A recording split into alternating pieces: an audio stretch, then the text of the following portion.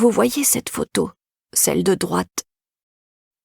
De là où elle se tenait, Poppy apercevait le salon à travers les porte-fenêtres. Une série de cadres trônait sur le buffet. « Tu veux dire celle où tu es avec ta sœur ?»« Ce n'est pas ma sœur, c'est Fotini, ma meilleure amie d'enfance. Mais tu as raison en un sens, puisque nous étions aussi proches que des sœurs, plus proches même peut-être. » Par-dessus la balustrade, la vieille dame montra du doigt un coin de la place. « Elle est morte juste là. » Poppy considéra sa grand-mère avec incrédulité, avant de tourner son regard dans la direction indiquée. Elle découvrait cette histoire pour la première fois et était sidérée d'entendre sa grand-mère en parler de façon aussi franche. « C'était pendant l'occupation. Il y a eu une famine à Agapimo. Des centaines de milliers de personnes ont trouvé la mort. »« Quelle horreur !» dit Nikos.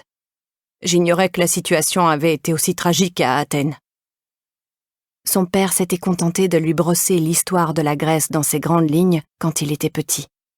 Nikos connaissait la prise de Constantinople de 1453 et la guerre d'indépendance de 1821, mais il était incapable de citer un seul premier ministre, alors qu'il avait pu, très jeune, nommer dans l'ordre chronologique tous les présidents américains, ce qui avait toujours fait son effet aux soirées de ses parents, d'autant plus qu'il était petit pour son âge. Il avait néanmoins développé un intérêt pour l'histoire grecque à l'adolescence et avait même suivi des cours intensifs de grec, tant il aspirait à renouer avec ses racines. « Oui, Nikos, tragique, absolument tragique. Elle était si jeune. » Thémis prit le temps de se remettre de ses émotions avant de poursuivre. « À cette époque, la faim nous tiraillait en permanence. C'est pourquoi j'aime cuisiner en grande quantité, maintenant qu'on n'est plus obligé de se priver. Parce que j'en ai la possibilité, tout simplement. J'imagine que pour vous, c'est de la folie. »« Un peu, Yaya, » reconnut Poppy en lui caressant le bras avec un sourire. « Mais est-ce que je peux emporter une partie des restes ?»« Tu peux tout prendre, » lui répondit la vieille femme d'un ton ferme. Poppy avait l'habitude de quitter l'appartement de ses grands-parents chargé de nourriture. Cela tenait du rituel. Elle aurait de quoi se nourrir une semaine entière, tout en faisant profiter ses colocataires. Yorgos s'était endormi et son doux ronflement était parfois interrompu par des grommellements. « De quoi rêve-t-il, à ton avis, Yaya ?» demanda Nikos. « Je ne crois pas qu'il ait beaucoup de souvenirs ou de pensées. J'ai du mal à imaginer de quoi sont faits ses songes. »« Son subconscient doit bien continuer à s'alimenter, » suggéra Nikos. « Par moments, je l'envie d'avoir autant de place dans sa tête, » dit Thémis. « Ça doit être apaisant. »« Comment ça ?» s'étonna Poppy. « J'ai la mémoire trop pleine en un sens, ça me donne parfois des migraines. Certains souvenirs débordent de vie, tu sais. » Quelques minutes s'écoulèrent. Le soleil s'était couché à présent. Les lampadaires commençaient à s'allumer.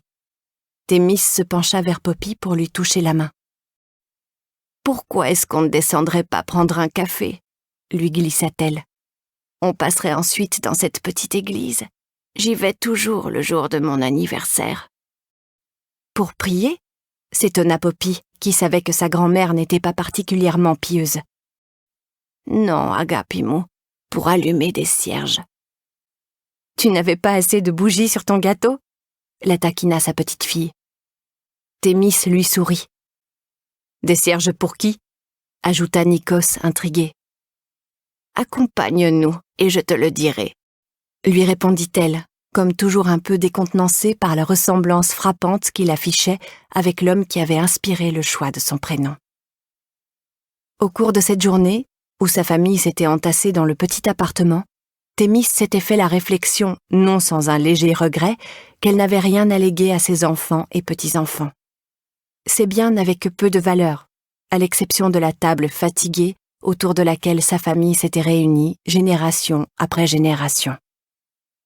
À moins qu'il existe peut-être une autre forme d'héritage.